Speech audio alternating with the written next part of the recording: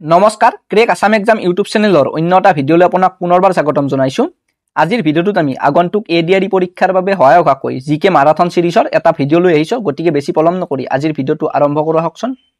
আৰু ভিডিঅ'টোত আগলৈ যোৱাৰ আগতে আপোনালোকক জনাব বিচাৰিছো যে স্ক্ৰীনত দিয়া থকা আমাৰ চেনেলৰ ই-বুকখনত ৮০০০তকৈও অধিক প্ৰশ্নোত্তৰ আছে, যিখন ই-বুক পঢ়ি আপোনালোকে আগন্তুক এডিআৰই আৰু আসাম পুলিচৰ পৰীক্ষাত আপোনাৰ মাৰ্ক বৃদ্ধি কৰিব পাৰে। যদিহে আপুনি এই ই-বুকখন ডাউনলোড কৰি পঢ়িব বিচাৰে তেন্তে ডেসক্ৰিপশনত দিয়া থকা লিংকটোত ক্লিক কৰি নাইবা আমাৰ হোৱাটছআপ নাম্বাৰত যোগাযোগ কৰি অতি কম মূল্য পে কৰি এই ই-বুকখন ডাউনলোড কৰিব পাৰে। ধন্যবাদ। আজিৰ প্ৰথম প্ৰশ্নটো দিয়া আছে, which country is called the land of rising sun? কোনখন দেশক সূৰ্যোদয়ৰ দেশ বোলা হয়? ইয়াত দিয়া থকা অপচন 4টাৰ ভিতৰত শুদ্ধ উত্তৰটো হ'ব চি, জাপান দেশখনক সূৰ্যোদয়ৰ দেশ বোলা হয়। পৃথিৱীৰ আটাইবোৰ দেশসমূহৰ ভিতৰত জাপানত সৰ্বপ্ৰথমে সূৰ্য উদয় হোৱাৰ বাবে জাপানক সূৰ্যোদয়ৰ দেশ বোলা হয়। নেক্সট কুৱেশ্যনটো দিয়া আছে, which is the tallest building in the world? বৰ্তমান পৃথিৱীৰ আটাইতকৈ উচ্চতম অট্টালিকা কোনটো? ইয়াত দিয়া থকা অপচন 4টাৰ ভিতৰত শুদ্ধ উত্তৰটো হ'ব এ, বৰ্তমান পৃথিৱীৰ আটাইতকৈ উচ্চতম অট্টালিকাটো হ'ল বুৰ্জ খালিফা। নেক্সট কুৱেশ্যনটো দিয়া আছে, where is the বুৰ্জ খালিফা বিল্ডিং located? বুৰ্জ খালিফা অট্টালিকাটো ক'ত অৱস্থিত? ইয়াত দিয়া থকা অপচন 4টাৰ ভিতৰত শুদ্ধ উত্তৰটো হ'ব এ, ইউনাইটেড আৰব এমিৰেটছৰ ডুবাইত বুৰ্জ খালিফাটো অৱস্থিত। নেক্সট কুৱেশ্যনটো দিয়া আছে, what is the name of the field where Joymoti was punished? জয়মতীক শাস্তি দিয়া পথাৰখনৰ নাম কি? ইয়াত দিয়া থকা অপচন 4টাৰ ভিতৰত শুদ্ধ উত্তৰটো হ'ব এ, জয়মতীক শাস্তি দিয়া পথাৰখনৰ নাম আছিল জেৰেঙা পথাৰ। নেক্সট কুৱেশ্যনটো দিয়া আছে, who gave Gopinath Bordoloi the Lokapriya title? কোনে গোপীনাথ বৰদলৈক লোকপ্ৰিয় উপাধি দিছিল? ইয়াত দিয়া থকা অপচন 4টাৰ ভিতৰত শুদ্ধ উত্তৰটো হ'ব চি, জয়ৰাম দাস দৌলতৰামে গোপীনাথ বৰদলৈক লোকপ্ৰিয় উপাধি দিছিল। নেক্সট কুৱেশ্যনটো দিয়া আছে, who was the leader of the 1857 uprising in Assam? অসমত 1857 চনৰ বিদ্ৰোহৰ নেতা কোন আছিল? ইয়াত দিয়া থকা অপচন 4টাৰ ভিতৰত শুদ্ধ উত্তৰটো হ'ব চি, অসমত 1857 চনৰ বিদ্ৰোহৰ নেতা আছিল মণিৰাম দেৱান। নেক্সট কুৱেশ্যনটো দিয়া আছে, who was the first Assamese singer and music director to become the president of the Assam Sahitya সভা? অসম সাহিত্য সভাৰ সভাপতি পদত অধিষ্ঠিত হোৱা প্ৰথম অসমীয়া কণ্ঠশিল্পী আৰু সংগীত পৰিচালক কোন আছিল? ইয়াত দিয়া থকা অপচন 4টাৰ ভিতৰত শুদ্ধ উত্তৰটো হ'ব বি, অসম সাহিত্য সভাৰ সভাপতি পদত অধিষ্ঠিত হোৱা প্ৰথম অসমীয়া কণ্ঠশিল্পী আৰু সংগীত পৰিচালক আছিল ডক্টৰ ভূপেন হাজৰিকা। নেক্সট কুৱেশ্যনটো দিয়া আছে, who was the first ICS officer of Assam? অসমৰ প্ৰথম ICS বিষয়াগৰাকী কোন আছিল? ইয়াত দিয়া থকা অপচন 4টাৰ ভিতৰত শুদ্ধ উত্তৰটো হ'ব ডি, অসমৰ প্ৰথমগৰাকী ICS বিষয়া আছিল আনন্দৰাম বৰুৱা। নেক্সট কুৱেশ্যনটো দিয়া আছে, who was the first Assamese person to receive a doctorate in law? আইন বিষয়ত ডক্টৰেট ডিগ্ৰী লাভ কৰা প্ৰথম অসমীয়া ব্যক্তিগৰাকী কোন আছিল? ইয়াত দিয়া থকা অপচন 4টাৰ ভিতৰত শুদ্ধ উত্তৰটো হ'ব এ, আইন বিষয়ত ডক্টৰেট ডিগ্ৰী লাভ কৰা প্ৰথম অসমীয়া ব্যক্তিগৰাকী আছিল ডক্টৰ জগদীশ মেধি। নেক্সট কুৱেশ্যনটো দিয়া আছে, what was the name of the first Assamese play broadcast from Akashvani Guwahati station? Akashvani Guwahati কেন্দ্ৰৰ পৰা সম্প্ৰচাৰিত প্ৰথম অসমীয়া নাটখনৰ নাম কি আছিল? ইয়াত দিয়া থকা অপচন 4টাৰ ভিতৰত শুদ্ধ উত্তৰটো হ'ব চি, আকাশবাণী গুৱাহাটী কেন্দ্ৰৰ পৰা সম্প্ৰচাৰিত প্ৰথম অসমীয়া নাটখনৰ নাম আছিল ধৰালৈ যিদিনা নামিব সৰগ। নেক্সট কুৱেশ্যনটো দিয়া আছে, হু ৰোড দ্য প্লে ধৰালৈ যিদিনা নামিব সৰগ? ধৰালৈ যিদিনা নামিব সৰগ নাটখন কোনে ৰচনা কৰিছিল? ইয়াত দিয়া থকা অপচন 4টাৰ ভিতৰত শুদ্ধ উত্তৰটো হ'ব ডি, সত্যপ্ৰসাদ বৰুৱাই ধৰালৈ যিদিনা নামিব সৰগ নাটখন ৰচনা কৰিছিল। নেক্সট কুৱেশ্যনটো দিয়া আছে, ৱেৰ is the largest Buddhist monastery located in India? ভাৰতৰ সৰ্ববৃহৎ বৌদ্ধ মঠটো ক'ত অৱস্থিত? ইয়াত দিয়া থকা অপচন 4টাৰ ভিতৰত শুদ্ধ উত্তৰটো হ'ব চি, ভাৰতৰ সৰ্ববৃহৎ বৌদ্ধ মঠটো অৰুণাচল প্ৰদেশৰ টাৱাঙত অৱস্থিত। নেক্সট কুৱেশ্যনটো দিয়া আছে, Fakim wild life sanctuary is located in which state? Fakim বন্যপ্ৰাণী অভয়াৰণ্যখন কোনখন ৰাজ্যত অৱস্থিত? ইয়াত দিয়া থকা অপচন 4টাৰ ভিতৰত শুদ্ধ উত্তৰটো হ'ব চি, ফাকিম বন্যপ্ৰাণী অভয়াৰণ্যখন ভাৰতৰ নাগালেণ্ড ৰাজ্যখনত অৱস্থিত। নেক্সট কুৱেশ্যনটো দিয়া আছে Khandong dam is built on which river Khandong বান্ধ কোনখন নদীৰ ওপৰত নিৰ্মাণ কৰা হৈছে ইয়াত দিয়া থকা অপশ্যন 4টাৰ ভিতৰত শুদ্ধ উত্তৰটো হ'ব বি খানডং বান্ধ কপিলী নদীৰ ওপৰত নিৰ্মাণ কৰা হৈছে নেক্সট কুৱেশ্যন দিয়া আছে what is the name of the only floating national park in the world বিশ্বৰ একমাত্ৰ ভাসমান ৰাষ্ট্ৰীয় উদ্যানখনৰ নাম কি ইয়াত দিয়া থকা অপশ্যন 4টাৰ ভিতৰত শুদ্ধ উত্তৰটো হ'ব এ বিশ্বৰ একমাত্ৰ ভাসমান ৰাষ্ট্ৰীয় উদ্যানখনৰ নাম হ'ল কেইবুল লামজাও ৰাষ্ট্ৰীয় উদ্যান আৰু এই ৰাষ্ট্ৰীয় উদ্যানখন মণিপুৰৰ লোকটক হ্ৰদৰ কাষত অৱস্থিত নেক্সট কুৱেশ্যনটো দিয়া আছে Pani Dihing bird sanctuary is located in which state of India Pani Dihing পক্ষী অভয়াৰণ্য ভাৰতৰ কোনখন ৰাজ্যত অৱস্থিত ইয়াত দিয়া থকা অপশ্যন 4টাৰ ভিতৰত শুদ্ধ উত্তৰটো হ'ব এ পানী দিহিং পক্ষী অভয়াৰণ্য ভাৰতৰ অসম ৰাজ্যখনত অৱস্থিত নেক্সট কুৱেশ্যনটো দিয়া আছে Shirui national park is located in which state Shirui ৰাষ্ট্ৰীয় উদ্যান কোনখন ৰাজ্যত অৱস্থিত ইয়াত দিয়া থকা অপশ্যন 4টাৰ ভিতৰত শুদ্ধ উত্তৰটো হ'ব বি চিৰুই ৰাষ্ট্ৰীয় উদ্যানখন ভাৰতৰ মণিপুৰ ৰাজ্যখনত অৱস্থিত নেক্সট কুৱেশ্যনটো দিয়া আছে দ্য লাৰ্জেষ্ট নেচাৰেল লেক পালক is located in which state আটাইতকৈ ডাঙৰ প্ৰাকৃতিক হ্ৰদ পালক হ্ৰদ কোনখন ৰাজ্যত অৱস্থিত ইয়াত দিয়া থকা অপশ্যন 4টাৰ ভিতৰত শুদ্ধ উত্তৰটো হ'ব এ আটাইতকৈ ডাঙৰ প্ৰাকৃতিক হ্ৰদ পালক হ্ৰদ ভাৰতৰ মিজোৰাম ৰাজ্যখনত অৱস্থিত নেক্সট কুৱেশ্যনটো দিয়া আছে who was the first actress to act in an Assamese film Asomiya চলচ্চিত্ৰত অভিনয় কৰা প্ৰথম অভিনেত্ৰী কোন আছিল ইয়াত দিয়া থকা অপশ্যন 4টাৰ ভিতৰত শুদ্ধ উত্তৰটো হ'ব এ অসমীয়া চলচ্চিত্ৰত অভিনয় কৰা প্ৰথম অসমীয়া অভিনেত্ৰী আছিল আইদেউ সন্দিকৈ তেওঁ 1935 চনত ৰিলিজ হোৱা জয়মতী ছবিখনত অভিনয় কৰিছিল নেক্সট কুৱেশ্যনটো দিয়া আছে when was Calcutta renamed Kolkata কলিকতাৰ নাম কেতিয়া কলকাতা কৰা হৈছিল ইয়াত দিয়া থকা অপশ্যন 4টাৰ ভিতৰত শুদ্ধ উত্তৰটো হ'ব এ 2001 চনৰ 1 জানুৱাৰী তাৰিখে কলিকতাৰ নাম কলকাতা কৰা হৈছিল Kamakhya temple is situated on which hill Kamakhya মন্দিৰ কোনখন পাহাৰত অৱস্থিত ইয়াত দিয়া থকা অপশ্যন 4টাৰ ভিতৰত শুদ্ধ উত্তৰটো হ'ব এ কামাখ্যা মন্দিৰ নীলাচল পাহাৰত অৱস্থিত নেক্সট কুৱেশ্যনটো দিয়া আছে the Umananda temple is located on which hill Umananda মন্দিৰ কোনখন পাহাৰত অৱস্থিত ইয়াত দিয়া থকা অপশ্যন 4টাৰ ভিতৰত শুদ্ধ উত্তৰটো হ'ব চি উমানন্দ মন্দিৰ ভস্মাচল পাহাৰত অৱস্থিত নেক্সট কুৱেশ্যনটো দিয়া আছে what is the number of Lok Sabha seats in Assam অসমৰ লোকসভাৰ আসনৰ সংখ্যা কিমানখন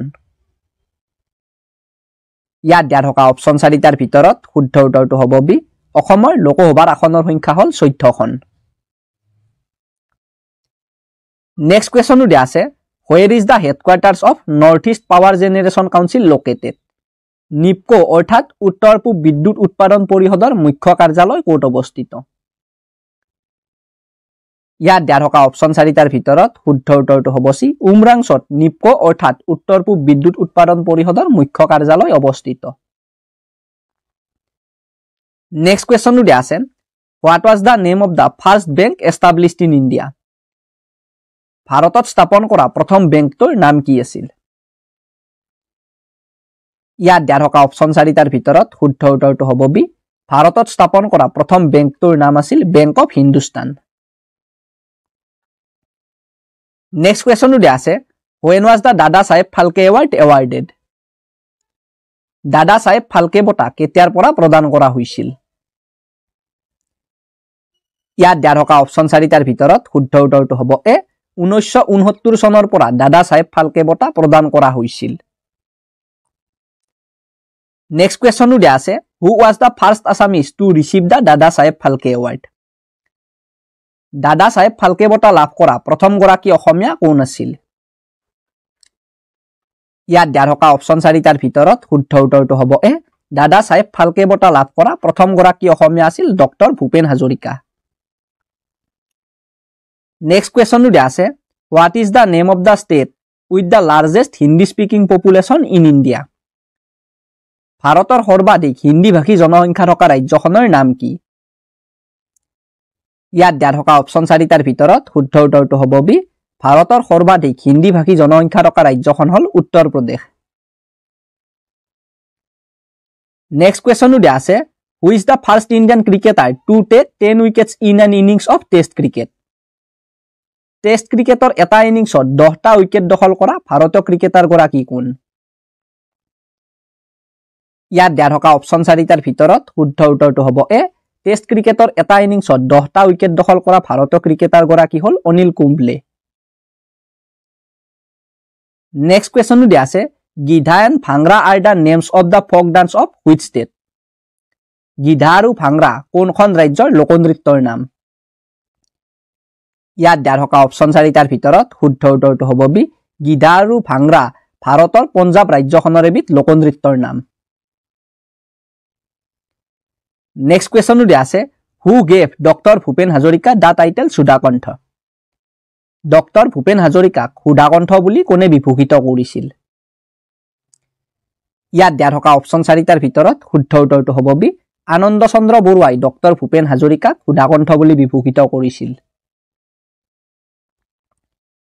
নেক্সট কোৱেশ্চনটো দিয়া আছে the famous Dilwara temple is located in which state বিখ্যাত দিলৱাৰা মন্দিৰ কোনখন ৰাজ্যত অৱস্থিত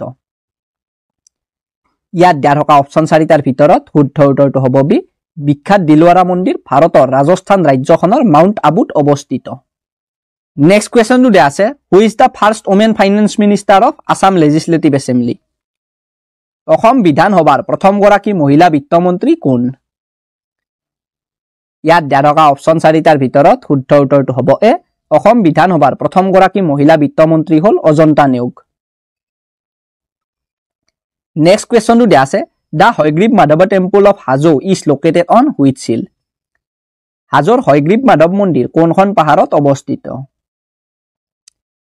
ইয়াত দিয়া থকা অপশ্যন 4টাৰ ভিতৰত শুদ্ধ উত্তৰটো হ'ব এ হাজোৰ হয়গ্ৰীব মাধৱ মন্দিৰ হাজোৰ মণিকোট পাহাৰত অৱস্থিত নেক্সট কোৱেশ্চনটো দিয়া আছে what was the name of the religion introduced by emperor Akbar সম্ৰাট আকবৰে প্ৰৱৰ্তন কৰা ধৰ্মটোৰ নাম কি আছিল ইয়াত দিয়া থকা অপশ্যন 4টাৰ ভিতৰত শুদ্ধ উত্তৰটো হ'ব চি সম্ৰাট আকবৰে প্ৰৱৰ্তন কৰা ধৰ্মটোৰ নাম আছিল দিন ই ইলাহী ধৰ্ম নেক্সট কোৱেশ্চনটো দিয়া আছে when is the Medam Mephi festival celebrated annually Medam Mephi উৎসৱ বছৰি কেতিয়া উদযাপন কৰা হয় ইয়াত দিয়া থকা অপশ্যন 4টাৰ ভিতৰত শুদ্ধ উত্তৰটো হ'ব এ মেডাম মেফি উৎসৱ প্ৰতি বছৰে 31 জানুৱাৰী তাৰিখে উদযাপন কৰা হয় নেক্সট কোৱেশ্চনটো দিয়া আছে which community celebrates the festival Medam Mephi Medam Mephi উৎসৱটো কোনটো সম্প্ৰদায়ে পালন কৰে ইয়াত দিয়া থকা অপশ্যন 4টাৰ ভিতৰত শুদ্ধ উত্তৰটো হ'ব এ মেডাম মেফি উৎসৱটো আহোম সম্প্ৰদায়ে পালন কৰে নেক্সট কোৱেশ্চনটো দিয়া আছে who was the first Assamese to act in Bengali films Bangla ছবিত অভিনয় কৰা প্ৰথমজন অসমীয়া কোন আছিল ইয়াত দিয়া থকা অপশ্যন 4টাৰ ভিতৰত শুদ্ধ উত্তৰটো হ'ব বি বাংলা ছবিত অভিনয় কৰা প্ৰথমজন অসমীয়া আছিল প্ৰমথেশ বৰুৱা নেক্সট কোৱেশ্চনটো দিয়া আছে who was the first editor of Jonaki magazine Jonaki আলোচনীখনৰ প্ৰথম সম্পাদক কোন আছিল ইয়াত দিয়া থকা অপশ্যন 4টাৰ ভিতৰত শুদ্ধ উত্তৰটো হ'ব ডি জোনাকী আলোচনীখনৰ প্ৰথম সম্পাদক আছিল Chandrakumar Agarwala where was the first session of the Assam Sahitya Sabha held Assam সাহিত্য সভাৰ প্ৰথম অধিৱেশন ক'ত অনুষ্ঠিত হৈছিল ইয়াত দিয়া থকা অপশ্যন 4টাৰ ভিতৰত শুদ্ধ উত্তৰটো হ'ব বি অসম সাহিত্য সভাৰ প্ৰথম অধিৱেশন শিৱসাগৰত অনুষ্ঠিত হৈছিল নেক্সট কোৱেশ্চনটো দিয়া আছে in which year was the first session of the Assam Sahitya Sabha held কোন চনত অসম সাহিত্য সভাৰ প্ৰথম অধিৱেশন অনুষ্ঠিত হৈছিল ইয়াত দিয়া থকা অপশ্যন 4টাৰ ভিতৰত শুদ্ধ উত্তৰটো হ'ব চি 1917 চনত অসম সাহিত্য সভাৰ প্ৰথম অধিৱেশন অনুষ্ঠিত হৈছিল নেক্সট কোৱেশ্চনটো দিয়া আছে who was the first president of the Assam Sahitya সভা অসম সাহিত্য সভাৰ প্ৰথম সভাপতি কোন আছিল ইয়াত দিয়া থকা অপশ্যন 4টাৰ ভিতৰত শুদ্ধ উত্তৰটো হ'ব এ অসম সাহিত্য সভাৰ প্ৰথম সভাপতি আছিল পদ্মনাথ গোহাঁই বৰুৱা নেক্সট কুৱেশ্যনটো দিয়া আছে where is the only chemical fertilizer project in Assam located? অসমৰ একমাত্ৰ ৰাসায়নিক সাৰ প্ৰকল্পটো ক'ত অৱস্থিত? ইয়াত দিয়া থকা অপচন 4টাৰ ভিতৰত শুদ্ধ উত্তৰটো হ'ব ডি অসমৰ একমাত্ৰ ৰাসায়নিক সাৰ প্ৰকল্পটো নামৰূপত অৱস্থিত। নেক্সট কুৱেশ্যনটো দিয়া আছে who was the president of the first session of the Assam ছাত্ৰ সন্মিলন? অসম ছাত্ৰ সন্মিলনৰ প্ৰথম অধিৱেশনৰ সভাপতি কোন আছিল? ইয়াত দিয়া থকা অপচন 4টাৰ ভিতৰত শুদ্ধ উত্তৰটো হ'ব চি অসম ছাত্ৰ সন্মিলনৰ প্ৰথম অধিৱেশনৰ সভাপতি আছিল লক্ষ্মীনাথ বেজবৰুৱা। নেক্সট কুৱেশ্যনটো দিয়া আছে who was the first female music director of an Assamese film? অসমীয়া বোলছবিৰ প্ৰথম মহিলা সংগীত পৰিচালিকাগৰাকী কোন আছিল? ইয়াত দিয়া থকা অপচন 4টাৰ ভিতৰত শুদ্ধ উত্তৰটো হ'ব বি অসমীয়া বোলছবিৰ প্ৰথম মহিলা সংগীত পৰিচালিকাগৰাকী আছিল মনিষা হাজৰিকা। নেক্সট কুৱেশ্যন দিয়া আছে দখনা is the dress worn by women of which ethnic group? দখনা কোন জনগোষ্ঠীৰ মহিলাই পৰিধান কৰা পোছাক? ইয়াত দিয়া থকা অপচন 4টাৰ ভিতৰত শুদ্ধ উত্তৰটো হ'ব এ দখনা বড়ো জনগোষ্ঠীৰ মহিলাই পৰিধান কৰা এবিধ পোছাক। নেক্সট কুৱেশ্যনটো দিয়া আছে Haflong city is situated on which hill? Haflong চহৰখন কোনখন পাহাৰত অৱস্থিত? ইয়াত দিয়া থকা অপচন 4টাৰ ভিতৰত শুদ্ধ উত্তৰটো হ'ব ডি হাফলং চহৰখন বৰাইল পাহাৰত অৱস্থিত। নেক্সট কুৱেশ্যনটো দিয়া আছে during the reign of which Ahom king was an armed force formed on the British model? কোনজন আহোম স্বৰ্গদেউ ৰাজত্ব কালত ব্ৰিটিছ আৰ্হিত এটা সশস্ত্ৰ বাহিনী গঢ়ি তোলা হৈছিল? ইয়াত দিয়া থকা অপচন 4টাৰ ভিতৰত শুদ্ধ উত্তৰটো হ'ব চি আহোম স্বৰ্গদেউ কমলেশ্বৰ সিংহৰ ৰাজত্ব কালত ব্ৰিটিছ আৰ্হিত এটা সশস্ত্ৰ বাহিনী গঢ়ি তোলা হৈছিল। নেক্সট কুৱেশ্যনটো দিয়া আছে what is the name of the first Assamese film to win the national award? ৰাষ্ট্ৰীয় সন্মান লাভ কৰা প্ৰথম অসমীয়া চলচ্চিত্ৰখনৰ নাম কি? ইয়াত দিয়া থকা অপচন 4টাৰ ভিতৰত শুদ্ধ উত্তৰটো হ'ব এ ৰাষ্ট্ৰীয় সন্মান লাভ কৰা প্ৰথম অসমীয়া চলচ্চিত্ৰখনৰ নাম হ'ল পিয়লি ফুকন। নেক্সট কুৱেশ্যনটো দিয়া আছে who was the first king of Pragjyotisha? প্ৰাগজ্যোতিষৰ প্ৰথম ৰজা কোন আছিল? ইয়াত দিয়া থকা অপচন 4টাৰ ভিতৰত শুদ্ধ উত্তৰটো হ'ব বি প্ৰাগজ্যোতিষৰ প্ৰথম ৰজা আছিল মহিৰংগ দানৱ। নেক্সট কুৱেশ্যনটো দিয়া আছে what is the name of the first Assamese to receive the title of sir from the British government? British চৰকাৰৰ পৰা ছাৰ উপাধি লাভ কৰা প্ৰথম অসমীয়াজনৰ নাম কি? ইয়াত দিয়া থকা অপচন 4টাৰ ভিতৰত শুদ্ধ উত্তৰটো হ'ব এ ব্ৰিটিছ চৰকাৰৰ পৰা ছাৰ উপাধি লাভ কৰা প্ৰথম অসমীয়াজনৰ নাম হ'ল ছাৰ সৈয়দ ছাদুল্লাহ। নেক্সট কুৱেশ্যনটো দিয়া আছে what is the name of the first Assamese to become a supreme court জাজ? উচ্চতম ন্যায়ালয়ৰ ন্যায়াধীশ হোৱা প্ৰথম অসমীয়াজনৰ নাম কি?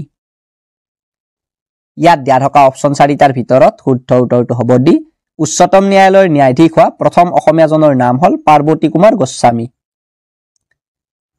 নেক্সট কুৱেশ্যনটো দিয়া আছে which district of Assam has the highest sex ratio? অসমৰ কোনখন জিলাত পুৰুষ মহিলাৰ অনুপাতৰ হাৰ সৰ্বাধিক? ইয়াত দিয়া থকা অপচন 4টাৰ ভিতৰত শুদ্ধ উত্তৰটো হ'ব চি অসমৰ বাক্সা জিলাখনত পুৰুষ আৰু মহিলাৰ অনুপাতৰ হাৰ সৰ্বাধিক। এই জিলাখনত প্ৰতি 1000 পুৰুষৰ বিপৰীতে 974 জনী মহিলা আছে। নেক্সট কুৱেশ্যনটো দিয়া আছে in which country did the game of cricket originate? কোনখন দেশত ক্ৰিকেট খেলৰ আৰম্ভ হৈছিল? ইয়াত দিয়া থকা অপচন 4টাৰ ভিতৰত শুদ্ধ উত্তৰটো হ'ব এ ইংলেণ্ড দেশখনত ক্ৰিকেট খেলৰ আৰম্ভ হৈছিল। নেক্সট কুৱেশ্যনটো দিয়া আছে what is the name of the cricket stadium known as the Mecca of cricket? ক্ৰিকেটৰ মক্কা হিচাপে জনাজাত ক্ৰিকেট ষ্টেডিয়ামখনৰ নাম কি? ইয়াত দিয়া থকা অপচন 4টাৰ ভিতৰত শুদ্ধ উত্তৰটো হ'ব চি ক্ৰিকেটৰ মক্কা হিচাপে জনাজাত ক্ৰিকেট ষ্টেডিয়ামখনৰ নাম হ'ল লৰ্ডছ ক্ৰিকেট গ্ৰাউণ্ড আৰু এই ক্ৰিকেট ষ্টেডিয়ামখন ইংলেণ্ডত অৱস্থিত। নেক্সট কুৱেশ্যনটো দিয়া আছে what was the name of the person from Assam who won the Padma Bhushan award for 2021? 2021 চনৰ পদ্মভূষণ বঁটা লাভ কৰা অসমৰ ব্যক্তিজনৰ নাম কি আছিল? ইয়াত দিয়া থকা অপচন 4টাৰ ভিতৰত শুদ্ধ উত্তৰটো হ'ব এ 2021 চনৰ পদ্মভূষণ বঁটা লাভ কৰা অসমৰ ব্যক্তিজনৰ নাম আছিল তৰুণ গগৈ আৰু তৰুণ গগৈ অসমৰ 13 সংখ্যক মুখ্যমন্ত্ৰী আছিল।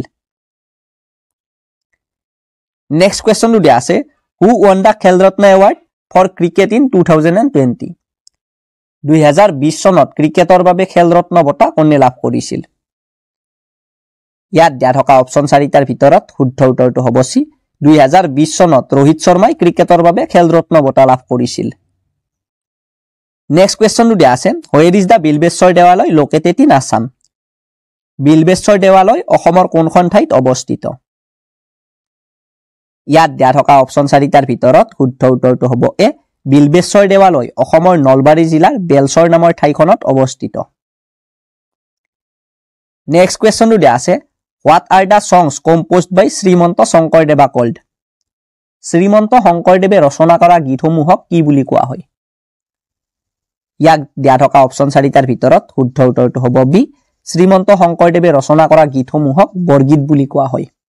আজিৰ ভিডিঅ'টোত এইখিনিয়ে প্ৰশ্ন আছিল। আকৌ লগ পাম আপোনালোকক অন্য এটা ভিডিঅ'ৰ সৈতে, তেতিয়ালৈকে গুড বাই।